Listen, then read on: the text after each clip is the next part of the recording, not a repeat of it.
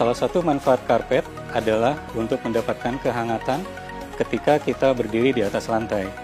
Di negara yang dingin, karpet itu menjadi insulator terhadap musim dingin.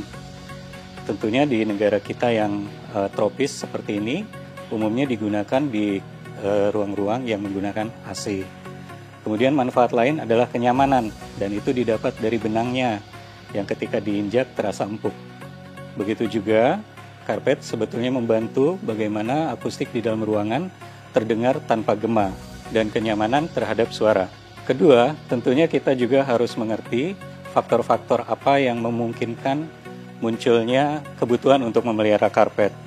Di antaranya tentunya adalah mengenai penggunaan karpet itu ketika adanya kotoran. Kotoran yang mungkin muncul di dalam ruang hunian salah satunya adalah makanan, kedua adalah tulisan atau pewarna, ketiga adalah adanya hewan-hewan peliharaan.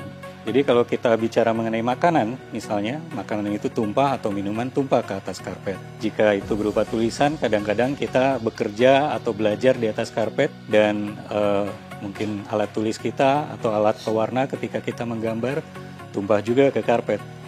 Kemudian hewan yang kita pelihara juga bisa memberikan kotoran ke karpet, yaitu dengan kotoran yang biasa mereka keluarkan tentunya ya.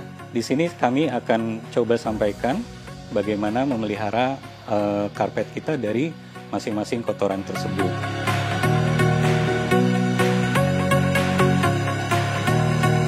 Pedoman pertama dalam memelihara karpet tentunya adalah bagaimana memelihara karpet itu terhadap kotoran. Salah satu caranya adalah yang disebut sebagai perimeter barrier atau penghalang, yaitu berupa keset. Nah, keset ini akan membantu menyaring kotoran yang akan masuk ke dalam area ruangan yang menggunakan karpet. Lalu yang kedua itu adalah pemeliharaan harian. Pemeliharaan harian di sini adalah pemeliharaan ketika karpet belum terlihat kotor sebetulnya, yaitu dengan cara setiap hari dibersihkan. Pembersih yang baik untuk penggunaan karpet yang berbenang tentunya adalah vacuum cleaner. Karena kalau dengan vacuum cleaner kita sedot kotoran berupa debu itu ditampung di dalam kontainer yang ada di dalam vacuum cleanernya. Kalau kita menggunakan sapu atau sikat, tentu kotoran itu akan justru tersebar ke area lain. Yang ketiga adalah memelihara karpet dari kotoran yang jatuh di atasnya. Kotoran yang jatuh di atas karpet memiliki karakter-karakter yang berbeda. Hal ini menyebabkan kita harus segera membersihkan karpet seketika kotoran itu sudah jatuh di atas karpet. Nah, contohnya adalah misalnya kotoran yang dijatuhkan oleh hewan tadi. Bagaimana kita mengenali contoh tersebut begitu ya. Jadi kita harus melihat bahwa karakter hewan ini berbeda-beda. Kenali dulu bagaimana biasanya mereka membuang kotoran. Kemudian latih tentu saja. Namun ketika bagaimanapun kotoran itu jatuh di atas karpet, kita kenali satu dari bau tentunya. Jadi segera ada bau yang aneh, carilah kotoran itu ada di mana, dan kemudian bersihkan dengan metode yang tepat. Nah, pertama-tama kita bersihkan kotoran itu dengan menggunakan air bersih saja. Jangan khawatir bahwa tidak akan hilang. Ada beberapa kotoran yang memang bisa dibersihkan hanya dengan menggunakan air bersih.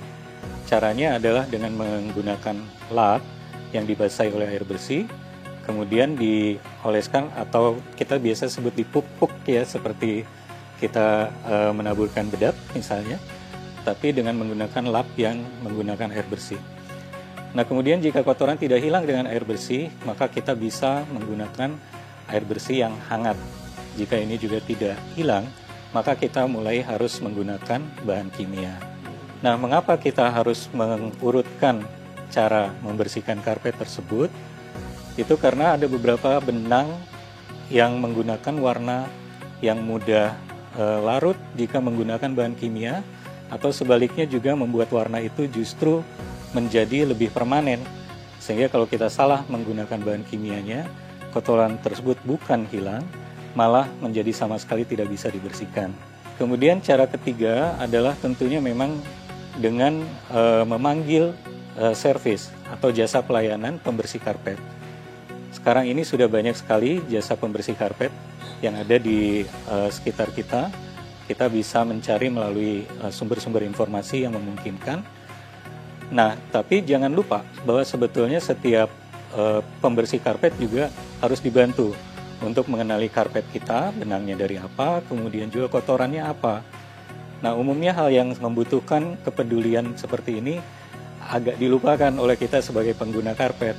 Saat ini pembersih karpet di pasaran, pembersih karpet yang baik tentu harus sesuai dengan bahan yang kita